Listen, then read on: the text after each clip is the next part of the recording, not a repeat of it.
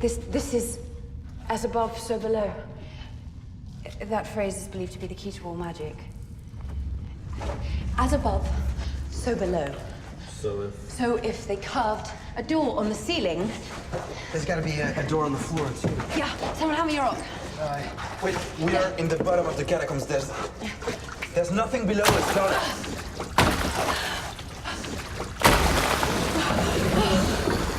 This is the floor, then where is all that water going?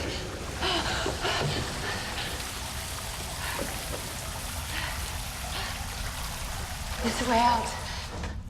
I'm not going in there. Out of the many threats that occur throughout this film, you know, you guys go through a lot of supernatural stuff. What was more challenging? Was it the supernatural aspects, or like just the threats that came from the cave, the claustrophobia? I think physicality. I mean, there was one day where we were. Did you do the harness thing on the rope? Yeah, we were like in a harness. There's like a.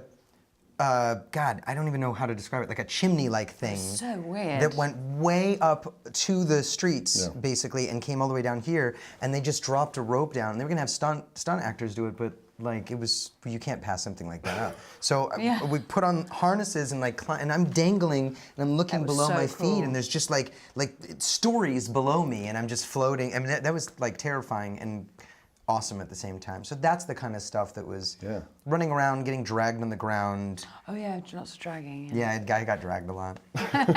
Dead weight.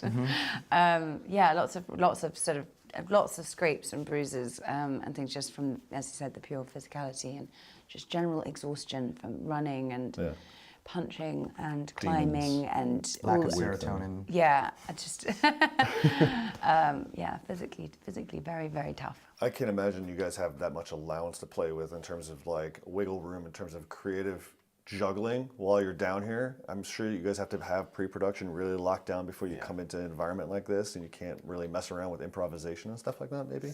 Not really. It's funny.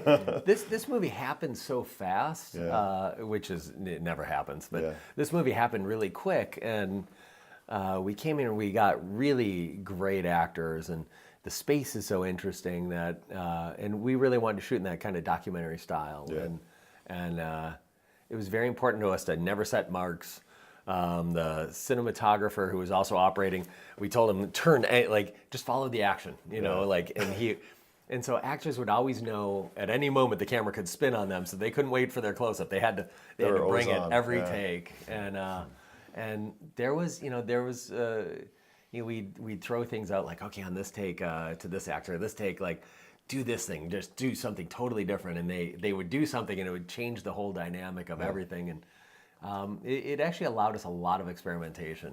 Did anything come about like through maybe a take where it was completely unexpected? You know, whether it was just because of the close confines, where the actor was completely not ready for something?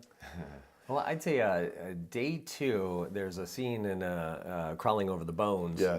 And we realized one of the actors, Edwin Hodge, has a bit of claustrophobia in real life. Jesus. And he didn't mention that to us, because I don't think he wanted to fear being replaced in the movie. And he was a trooper. He never, was like, no, I can't, I'm not going down. He never gave up, like, he always, showed up on time and to his credit.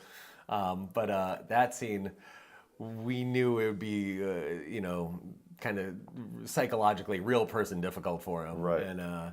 And he got into it, and his performance in that scene, like, it threw down the gauntlet. Like, all the other actors saw that and were like, oh, I better start preparing a little harder, like, 'cause that's really good. Yeah, there's a moment where he just starts digging in the bones really fast. It's just like, I love that. I think that was genuine reaction. And that one bone hits him right in the face. I noticed that, and I was like, was that planned, or no, obviously it wasn't because of his reason. I was like, oh, that happens. No. Yeah, that was real. It was such a fun movie for us too, and that we wrote it just a few months before we came into pre-productions, because it was so new, we didn't have years with the script to get really precious with it. We really felt open to those kind of accidents that can happen happy accidents that can happen on set. And how do you think the Devils did in terms of, because this is an adventure film, and a horror film at the same time. How did they strike that balance for you guys on set? Poorly. Was it just terrible? Terrible. Two of Dowdles them. It's just impossible to work for them. I can't imagine how they keep getting these movies made.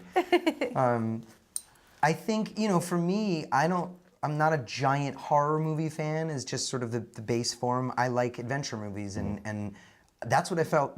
For me, this was more of an adventure film than it was the horror film.